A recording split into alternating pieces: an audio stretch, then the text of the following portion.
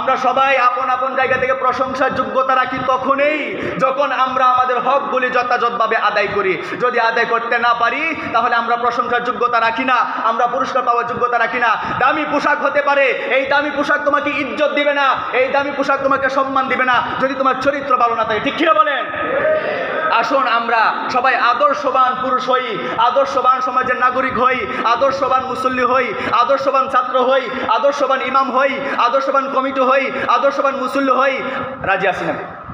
রাজি আছি না নাই? ইনশাআল্লাহ বলুন। এবং আপন আপন জায়গা থেকে নিজের চেষ্টা নিজে করুন, নিজের চেষ্টা নিজে করুন, সচেষ্ট হন, আদর্শবান হন।